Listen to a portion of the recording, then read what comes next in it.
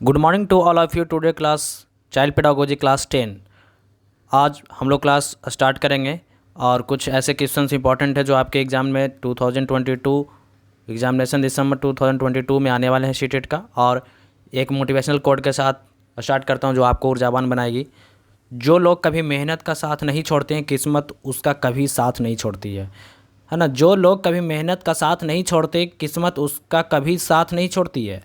अर्थात आप मेहनत करेंगे, सफलता ज़रूर मिलेगी। आप बस वर्क इज वर्शिप, है ना। कार्य ही क्या है? पूजा है। आप कर्म करते जाओ, फल को बिना त्याग किए हुए आपको फल ज़रूर मिलेगी। चलिए फ्रेंड्स, आपको आज की क्लास में स्वागत है। आज मैं आपको डिस्कस करने जा रहा हूँ सीटेट दिसंबर 2022 child pedagogy some important questions जो एग्जामिनेशन में आपको छपने वाले हैं। Page of the following is a performance test of intelligence. निम्नलिखित में से कौन सा बुद्धि परीक्षण जो है निष्पादन परीक्षण है? बताओ।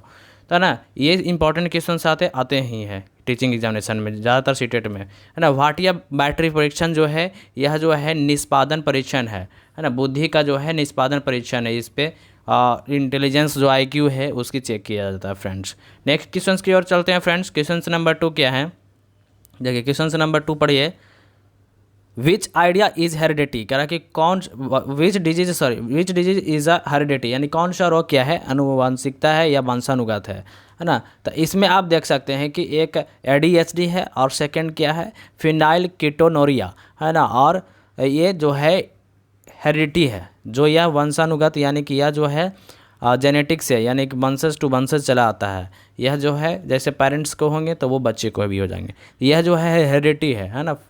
तो ये नेक्स्ट क्वेश्चन की ओर चलते हैं। स्लाइड करिए क्वेश्चन नंबर 3, यहाँ देखिए।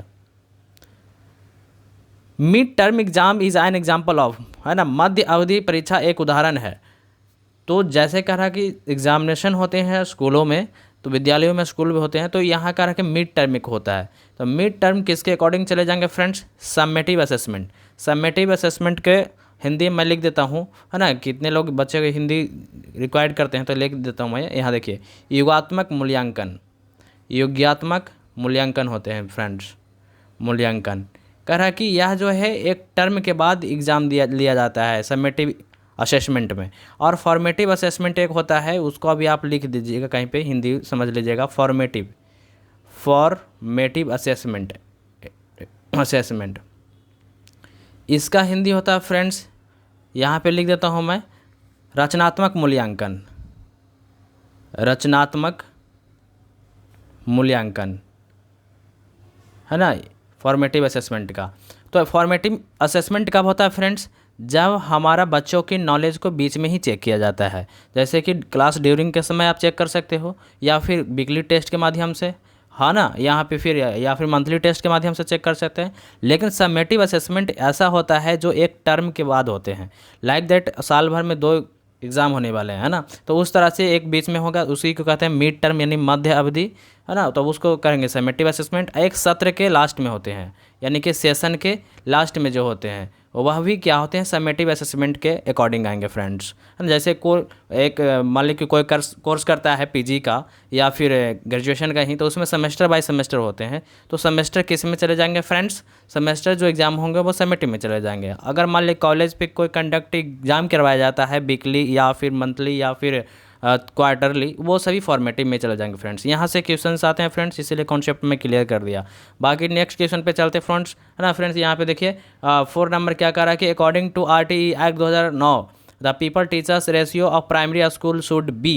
कह रहा है कि RTE अधिनियम 2009 के अनुसार प्राथमिक विद्यालय के विद्यार्थियों का अध्यापक अनुपात क्या होना चाहिए फ्रेंड्स? तो यह कह रहा है कि जैसे कि 1 to 5 क्लास जो है 1 to 5 है, इसमें जो है प्राथमिक विद्यालय स्तर पे शिक्षक और छात्र का रेशियो जो होना चाहिए वो बात 30:1 होना चाहिए।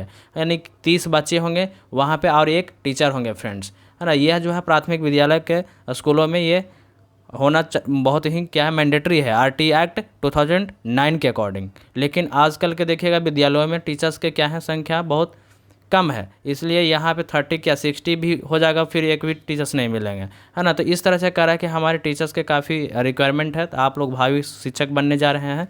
ये सारे क्वेश्चंस को आपको इंपॉर्टेंट है, जितने भी टीचिंग एग्जाम में पूछे जाते हैं, जो खासकर पार्टिकुलर सीटेट में, तो इस बार क्वेश्चन छपने वाला है ना। तो ये देखिए क्वेश्चन नंबर 5 में करा के दी फिर psychology basis of the teaching learning development on, करा के शिक्षण अधिनियम का मनोवैज्ञानिक किस आधार पर निर्भर करता है फ्रेंड्स। कहने का मतलब आपको जैसे ही गवर्नमेंट जो है या फिर प्राइवेट स्कूलों में जाते हो तो वहाँ पे आप शिक्षक के रूप में, जैसे कि स्कूलों में बहुत सारे बच्चे जो हैं डिफरेंट डिफरेंट काइंड्स के होते हैं, अलग अलग टाइप्स के, लेकिन तो उनको जो है अलग टाइप्स के यहाँ पे हम लोग टीचिंग का स्टाइल चेंज करके पढ़ाएंगे बच्चों को फ्रेंड्स।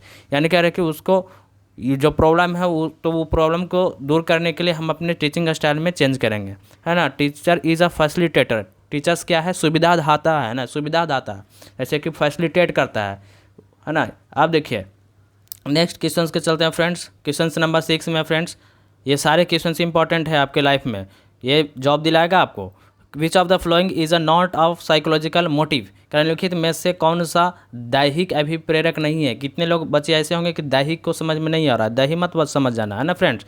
यहाँ दैहिक मतलब कह रहा है कि फिजियोलॉजिकल, फिजियोलॉजिकल मीन्स शारीरिक, ऐसी जिज्ञासा जो शारीरिक से जुड़ा हुआ नहीं हो, यानी शरीर से हमें जुड़ाव नहीं हो, शरीर से नहीं है।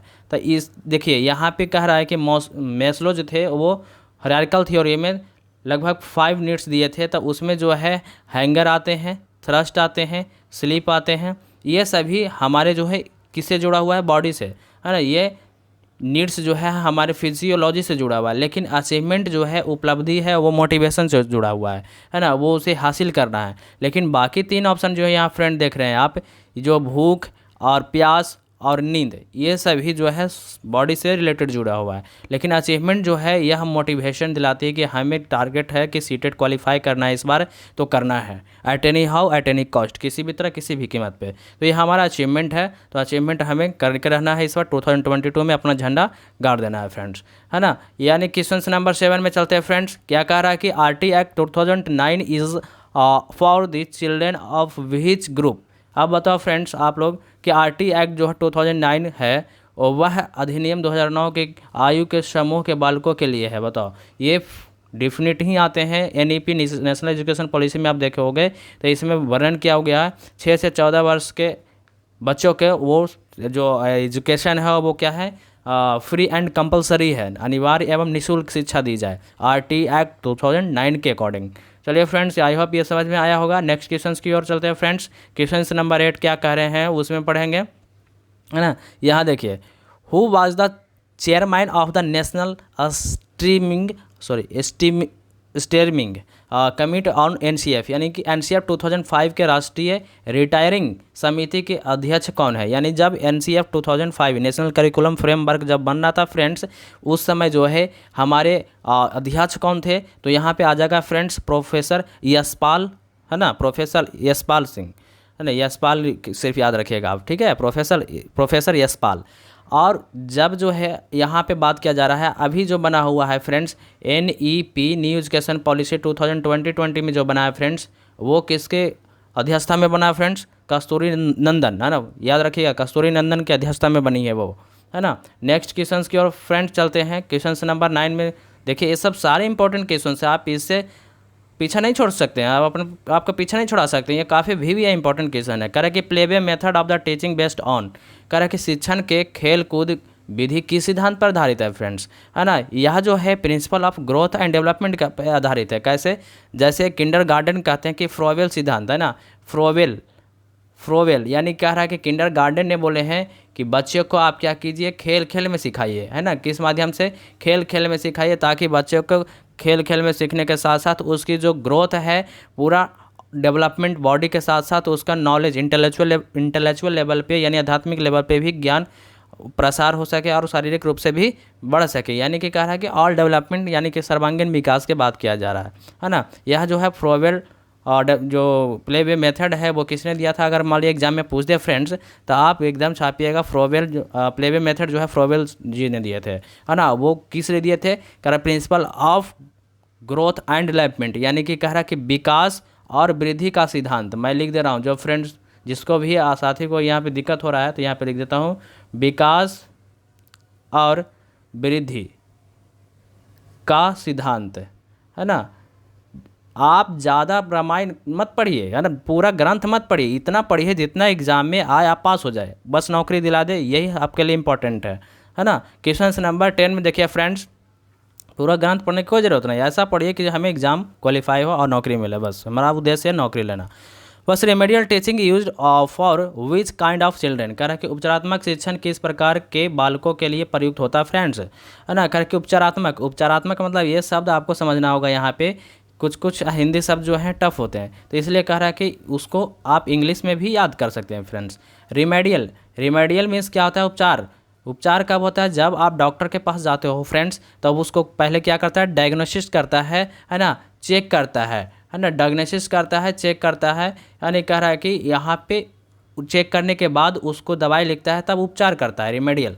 यानी कह रहा है कि वैसे बच्चों को हम वहाँ पे रिमेडियल टीचिंग करेंगे जो क्या हो, स्लो लर्नर हो, धीरे धीरे सीखता हो। अब बताओ फास्ट लर्नर को क्या ज़रूरत है, उसे बार बार बताने के या अलग अलग मेथड से बताने के। गिफ्टेड चिल्ड्रन तो वो सबसे अलग ही है, वो क्रिएटिव है ना, गॉड गिफ्टेड है, प्रतिभाशाली बच्चे को क्या ज़रूरत है आपको उपचार करने का, वो तो खुद ही इंटेलिजेंट है, गॉड गिफ्टेड है। तो क्रिएटिव लर्नर्स ये सब की कोई ज़रूरत नहीं। जो स्लो लर्नर है, जो सीखने में अक्षमता है, डिसेबिलिटीज़ है या सब कुछ प्रॉब्लम है, उसको हम उपचारात्मक शिक्षण के माध्यम से हम लोग उसको अच्छे से अच्छे सुविधा दे सकते हैं और पढ़ा सकते हैं फ्रेंड्स, ताकि उसके लाइफ में बदलाव आ सके, व्यवहार में भी बदलाव आ सके।